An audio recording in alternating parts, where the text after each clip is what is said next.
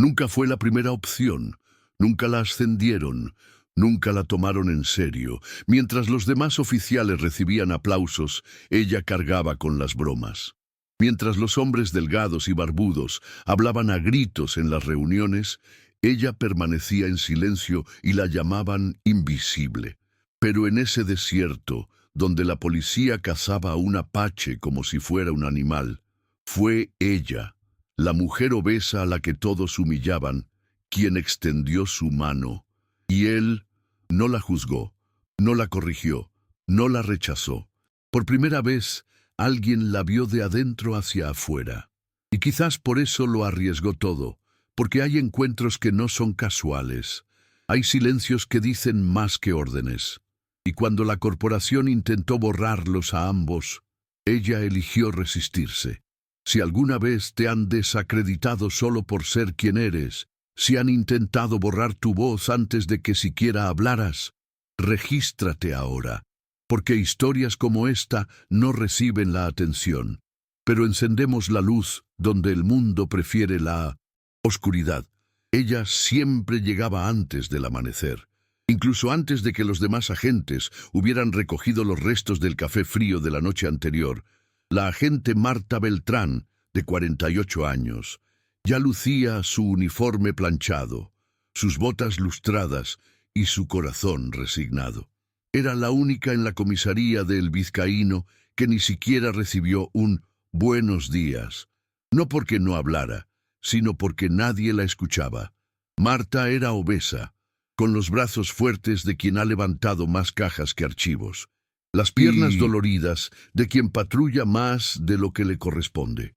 A cada paso en el polvoriento patio de la comisaría, oía las risas ahogadas de los hombres más jóvenes, sentados con los pies sobre las mesas. «Ahí viene el jefe de cocina», murmuraban. Ella fingió no oír, porque escuchar dolía. La verdad era buena, mejor que la mayoría, pero nunca le dieron la oportunidad de demostrarlo. En teoría, formaba parte de la patrulla rural. En la práctica, era quien lavaba los coches, organizaba los registros, limpiaba los celulares llenos de arena y rellenaba los bidones de agua. Nadie le preguntó nunca si soñaba con algo más. Marta había elegido el uniforme tarde, a los 35 años, tras cuidar a su madre hasta el último aliento. Entró por cupo, soportó las pruebas físicas entre bromas y aprobó con notas ejemplares, pero ningún informe ni certificado protegió su alma de las palabras pronunciadas con los ojos. «Es demasiado grande». En la radio, a las 6:47 AM, alerta que todos temían. Indígena fugitivo avistado cerca del Calome 41 de la Ruta Federal, considerado peligroso, fuertemente armado. Identificación: apache. Fue suficiente para convertir la comisaría en un circo tenso. Los agentes se armaron, las hojas de cálculo volaron y el jefe empezó a gritar órdenes que nadie podía oír. «Quiero una patrulla en la acera y un dron en el aire. Este cabrón no se escapará hoy». Marta simplemente lo anotó, en silencio. La palabra apache transmitía más odio que explicación. Era como si ese nombre por sí solo bastara para deshumanizar al hombre. Nadie allí se preguntaba quién era, ni por qué estaba prófugo. Solo querían capturarlo y posar para la prensa después. Se dirigió a la parte trasera del almacén y se subió al viejo jeep de la empresa. Nadie la detuvo. Nadie se dio cuenta.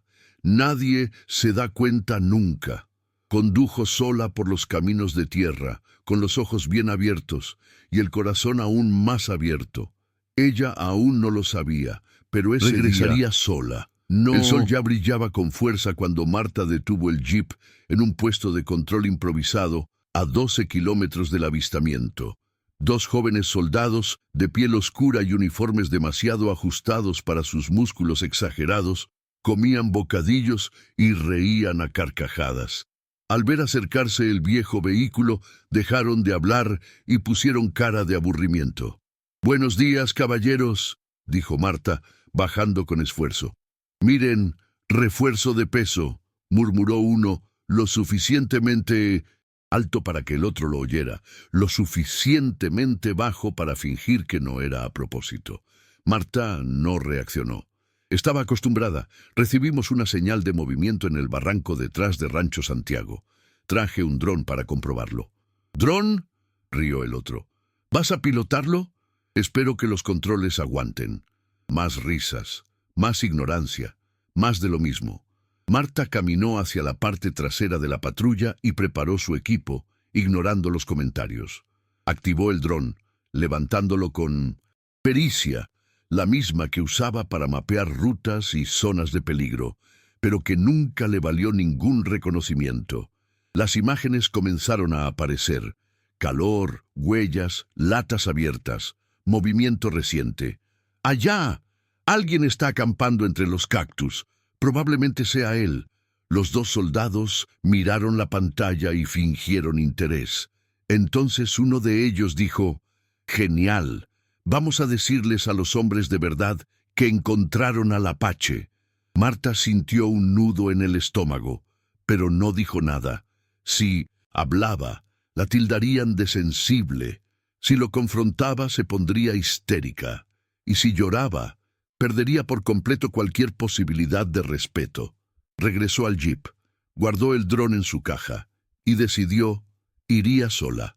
A 2 kilómetros del sendero seco, la señal de radio ya fallaba, pero Marta siguió adelante. Sabía dónde pisaba, sabía leer las huellas y, sobre todo, sabía que algo fallaba en la versión oficial. Todos decían que el Apache era violento, salvaje, un enemigo del orden. Pero no tenía antecedentes penales, no tenía una orden judicial válida, solo informes vagos y miedo. El miedo es un arma poderosa, y en México, sobre todo en las zonas olvidadas, se usaba como atajo para eliminar la incomodidad, y un indígena fuerte, guapo y culto incomodaba a mucha gente. Pisó una roca suelta y casi se cae. Al recuperar el equilibrio, oyó algo, un crujido agudo. La vegetación a su derecha se movió. Marta levantó la mano, indicando que no estaba armada. Respiró hondo. «No voy a hacerte daño. Solo quiero saber quién eres». Silencio. Pero entonces apareció él. Alto, musculoso, piel bronceada, cabello largo recogido con una sola pluma blanca, sin camisa, solo un chaleco marrón abierto y pantalones desgastados con flecos. Él no parecía asustado, simplemente demasiado vivo para encajar en la etiqueta de peligroso. Marta sintió algo extraño, un temblor, una confusión entre el miedo y el reconocimiento. Él también la miró con asombro, como si nunca hubiera esperado que alguien como ella estuviera allí, sin pistola en mano, sin odio en la mirada. «Tú no eres como ellos», dijo, en un español fluido, pero con un ligero acento. «Y tú no eres lo que dicen», respondió ella. Por un instante, el mundo se detuvo. El bosque quedó en silencio. Y allí, en ese silencio entre dos figuras que la sociedad desestimó por diferentes razones, algo invisible comenzó a nacer. Se llamaba Nahuel. No figuraba su apellido en los registros policiales, lo cual, de por sí, era muy revelador. Los pocos documentos existentes parecían imprecisos, como si alguien se hubiera empeñado en dejarlo en el limbo legal entre sospechoso y olvidado. Marta lo observó atentamente mientras desmantelaba el pequeño campamento. No tenía armas, solo una lanza rudimentaria y un odre de barro. «¿Vas a escaparte otra vez?», preguntó. «Depende. ¿Vas a denunciarme?». «Depende». «¿De qué? ¿De quién eres realmente?». Su propia reacción la sorprendió. Nunca se había atrevido a hablarle así a nadie, pero con él era como si el peso que llevaba sobre sus hombros, el mismo peso con el que todos la menospreciaban, finalmente encontrara su equilibrio. Nahuel dudó, luego rió. Una risa baja, de alguien que ha aprendido a reír por dentro para sobrevivir por fuera. «Eres diferente. Creía saberlo todo sobre la policía, pero no contaba contigo». Marta no sabía si era un cumplido, una advertencia o una trampa emocional. pero en el fondo sentía que decía la verdad. Regresó a la comisaría, horas después, con el cuerpo dolorido y la mente en conflicto. El jefe, el capitán Tejada, estaba impaciente. ¿Encontraron al Apache? Vi señales, un refugio desmantelado, huellas frescas. Probablemente pasó por allí. Y no hicieron nada. Estaba solo. Pensé que sería mejor pedir refuerzos. Pensaron mal. Si quieren ganarse el respeto aquí, tienen que mostrar iniciativa, no prudencia. Fue entonces cuando sus compañeros se rieron. Uno de ellos dijo, ella no corrió tras él solo, porque el chaleco antibalas ya pesa bastante. Imagínense correr con dos... Marta cerró los ojos un segundo. No era solo prejuicio físico, era desprecio existencial. No servía como agente, no servía como mujer, y ahora no servía como informante. Pero allí, entre las burlas y el aburrimiento de los demás, vio algo más. Un detalle en el informe interno. Las órdenes de arresto contra Nahuel se habían emitido antes de cualquier investigación formal. Ninguna investigación, ninguna prueba. Solo miedo institucionalizado. Esa noche ella no durmió. Revisó las imágenes del dron, estudió mapas de la región, corroboró fechas, y todo empezó a formar un patrón que nadie quería ver. A Nahuel lo perseguían por algo que sabía, o por algo que se negaba a aceptar, y tal vez era su propia existencia lo que más le molestaba. Al día siguiente decidió actuar, pero esta vez sin decírselo a nadie. Era el amanecer. El reloj de la pared, viejo, agrietado y sin segundero, marcaba las 3:17 am. Marta entró a la comisaría por la puerta trasera. Cogió una linterna, un chaleco viejo y 2 cantimploras. También llevó una radio de repuesto y una mochila con suministros de primeros auxilios. Todo esto sin hacer ruido. Ella sabía dónde encontrar a Nahuel, no donde el dron lo había visto por última vez, sino en el rastro de aquellos que no tenían opción, el mismo que ella conocía instintivamente, porque se había sentido como él tantas veces. Condujo en silencio por las curvas de las montañas de San Ignacio, donde las señales de los teléfonos celulares desaparecían y los ojos de los ocelotes se reflejaban en la oscuridad. Detuvo el coche en medio de la nada, lo cerró y continuó a pie. Cuando lo encontró, Nahuel estaba herido. Un corte profundo en el brazo, con sangre seca adherida a su piel bronceada. Estaba más delgado, exhausto y con fiebre. Intentó levantarse cuando la vio. No deberías estar aquí. Tú tampoco. Si me pillan contigo, serás quemado por la corporación. Si me pillan sin ti... De todas formas, ya estoy quemado. Ella se acercó, abrió la mochila, limpió la herida con cuidado. No reaccionó, solo se quedó mirando. ¿Por qué haces esto? Porque nadie lo hizo por mí. El silencio que siguió fue más profundo que cualquier arrebato. En ese momento, Marta comprendió. Ella no solo estaba salvando a alguien, ella estaba recuperando algo dentro de ella, el derecho a ser vista.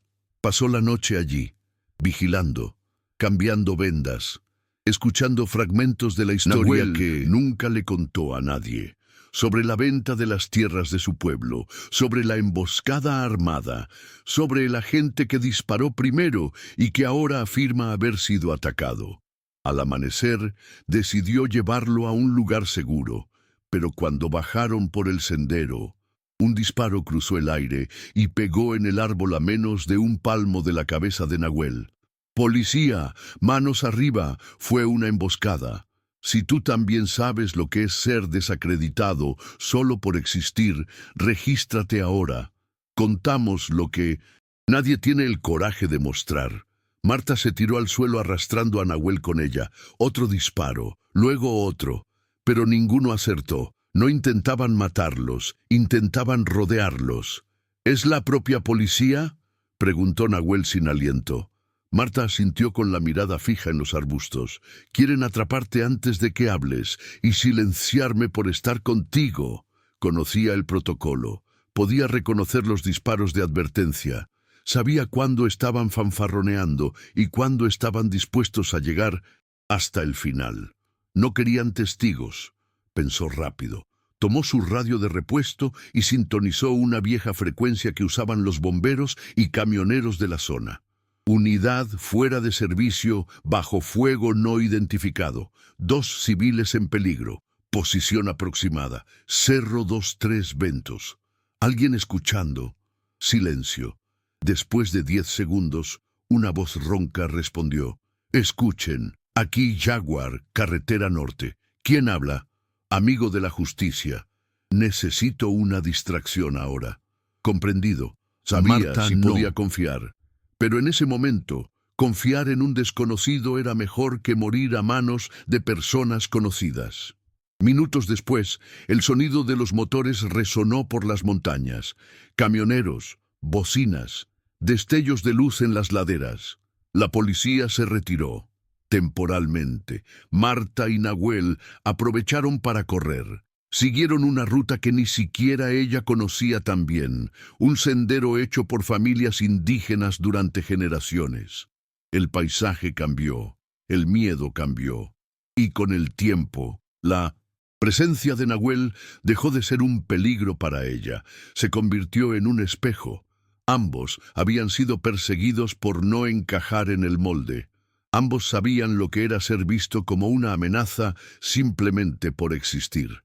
Llegaron a una cueva antigua, donde las paredes estaban cubiertas de huellas de manos rojas pintadas hace siglos. Allí, Marta se derrumbó. Lloró en silencio. Nahuel no dijo nada. Simplemente le puso la mano en el hombro. Fue el gesto más humano que había recibido en años. Allí, en esa cueva olvidada del mundo, nació un cambio que el sistema nunca imaginó. Un oficial de policía obeso y humillado se une a un apache rechazado, no para escapar, sino para revelar la verdad. Pasaron 2 días. Marta y Nahuel se escondieron en cuevas, senderos y campamentos abandonados. Dormían poco, comían aún menos, pero había algo en el aire, una especie de complicidad que solo surge cuando 2 almas rechazadas se reconocen en silencio. Contó fragmentos de su historia. El terreno donde nació había sido vendido sin previo aviso. El hermano mayor había sido asesinado en una redada policial por resistirse al arresto. Y cuando fue a exigir respuestas, lo miraron con desprecio. Él no era un bandido, fue simplemente incómodo. Y ella, por haberle escuchado, empezó a ser vista de la misma manera. En la mañana del tercer día, mientras Marta salía a buscar provisiones con la ropa de civil que había escondido en el fondo de su mochila, fue capturada. No hay posibilidad de reacción. 3 hombres, esposados, con los ojos vendados, arrojados al maletero. Cuando le quitaron la venda, estaba en la comisaría, pero no en la sala de interrogatorios, sino en el almacén, con cajas mohosas, olor a gasolina, una bombilla colgando. El capitán Tejada la observó en silencio. Te pasaste de la raya, Beltrán. Protegí una vida. Traicionaste a la corporación. La corporación me traicionó primero. Suspiró. Entonces vino la propuesta. Entregas a la Apache. Di que te usaron, te engañaron, te drogaron si quieres. Y lo borraremos todo. Volverás a ser la mujer invisible que eras antes, sin escándalo, sin despido. ¿Qué pasa si no acepto? Desapareces, como tantos otros, con el peso de tu cuerpo como excusa para el accidente.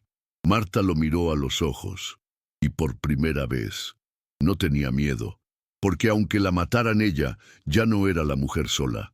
Ella era parte de algo más grande, y ella sabía que, en algún lugar, Nahuel la estaba buscando. Mientras tanto, en lo alto de la montaña, Nahuel vio el jeep estacionado y vacío.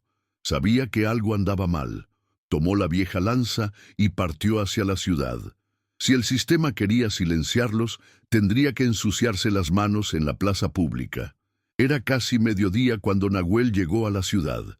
Caminaba con pasos firmes, el cuerpo exhausto, la respiración agitada, pero con la mirada de quien no tenía nada que perder. Él No usó armas. En sus manos solo llevaba un sobre arrugado. En su interior, evidencia. Marta había recopilado todo. Grabaciones de audio de las amenazas del capitán Tejada, copias de informes falsificados, documentos alterados para la transferencia de tierras indígenas. Ella había escondido todo dentro de la rueda de repuesto del coche de policía antes de ser capturada.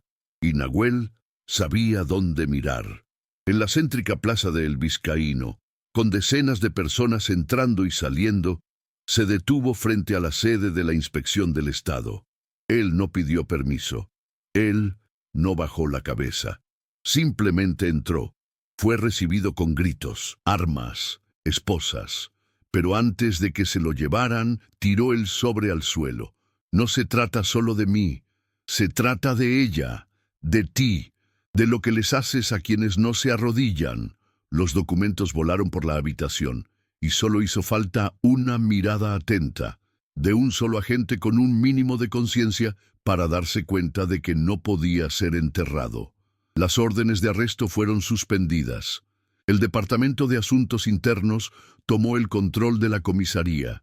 Tejada fue detenido bajo investigación. Marta fue encontrada encerrada en el almacén, con las muñecas marcadas por las esposas y los ojos secos de tanto resistirse. Al ver a Nahuel parado en la entrada, rodeado de policías, pensó que estaba delirando. Pero él se acercó más, sin decir nada. Solo me acerqué. Ella lo sostuvo. En ese momento, todo México pareció quedarse en silencio por un segundo. La mujer obesa a la que nadie respetaba, los apaches que todos querían cazar, estaban allí, vivos, de pie, y finalmente, vistos. La noticia se difundió rápidamente. Un policía obeso salva a una mujer indígena inocente. Mujer desacreditada desenmascara la corrupción dentro de su propia corporación. Pero los titulares de los periódicos nunca cuentan exactamente la historia. En el desayuno en el cuartel, donde antes se reían de ella, ahora todos bajaban la mirada. Algunos ofrecieron sillas, otros café.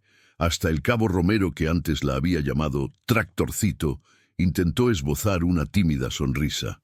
«Perdón, Beltrán, estábamos bromeando, ¿no?». Ella no respondió, no por despecho, pero porque no había nada más allí que mereciera una respuesta. El capitán Tejada fue trasladado en silencio. Nunca hubo una nota oficial. La investigación desapareció como todo aquello que resultaba demasiado incómodo para aparecer en los titulares. Marta recibió una medalla. En un auditorio vacío, con media docena de funcionarios y fotógrafos, le colocaron la insignia en el pecho como si marcaran a un buey. Ella sonrió cortésmente. Aplaudió los discursos. Él posó. Pero por dentro me dolía, porque sabía que no era ahí donde merecía el aplauso. El verdadero reconocimiento llegó más tarde ese día. Al salir del cuartel, bajo un cielo anaranjado de última hora de la tarde, encontró a Nahuel, esperándolo al otro lado de la calle. Sin cámara, sin reporteros, sin audiencia. Él sonrió. «¿Estás bien?» «Todavía no, pero estoy volviendo a hacerlo. ¿Puedo acompañarte?» «Puedes, pero solo si es a mi lado, nunca detrás de mí». Él asintió. Caminaron juntos por el camino de tierra, como si ya no necesitaran demostrar nada, ni siquiera para los demás, ni siquiera para ti. La semana siguiente, Marta regresó a su puesto, sin problemas. No hay uniforme nuevo, sin tratamiento especial. Entró por la misma puerta, cruzó el mismo pasillo, se sentó en la misma mesa. Pero había una diferencia. Ya nadie se atrevía a reír. Aquellos que antes la habían ignorado, ahora la saludaban con breves y nerviosos asentimientos. No por cariño, por respeto, y quizás un poco de miedo, porque ahora lo sabían. Ella ve lo que nadie quiere que se vea. En la sala de radio, donde antes tenía prohibido tocar los controles, comenzó a operar sola. Creé mapas.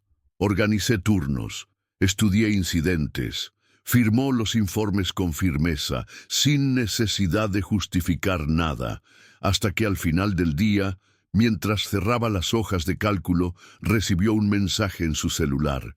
Era de Nahuel, una fotografía, un rastro, y debajo una frase. Aquí también hay lugar Ella para sonrió, ti, pero él no respondió. Al día siguiente rechazó una invitación a almorzar con los oficiales y ella fue a comer sola. No por soledad, pero porque por primera vez no me sentía avergonzada de estar sola. Se sentó en el banco de la plaza, sacó la merienda de la lonchera, miró el cielo nublado y se dio cuenta, no era necesario cambiar todo para cambiar realmente. Lo único que tenías que hacer era dejar de pedir permiso para existir. Unos meses después, el caso fue oficialmente enterrado. Tejada se retiró por razones de salud. Los periódicos lo olvidaron. La inspección lo archivó por falta de interés público. ¿Y qué pasa con Marta? Ella todavía estaba allí. Llegó temprano. Salió tarde. A veces sonreía. A veces no. Ya nadie se atrevía a llamarla la obesa. Ahora fue Beltrán, o como mucho, la señora Marta. Pero ella lo sabía. Ya no necesitaba títulos, porque ya no llevaba la duda sobre mis hombros, ni la necesidad de demostrar nada a nadie. Una noche, de camino a casa, se detuvo en lo alto del camino de piedra. Miró el horizonte donde las montañas se encontraban con el cielo. Él respiró profundamente. Sabía que en algún lugar entre esas montañas, Nahuel aún vivía. Había sido absuelto, pero decidió no regresar a la ciudad. Para él la libertad era distancia, y para ella finalmente fue estar donde eligió estar. En su mano sostenía un pequeño regalo que había recibido anteriormente, un sobre con una pluma blanca dentro, sin remitente, sin explicación. Pero ella entendió y lo conservó, como quien guarda un pequeño milagro, o un recuerdo que no se puede explicar, solo sentir. Si esta historia te conmovió, comenta a continuación, comparte con alguien que necesite escuchar esto y no olvides suscribirte. Volveremos pronto, porque mientras el mundo siga ignorando lo invisible, seguiremos contando.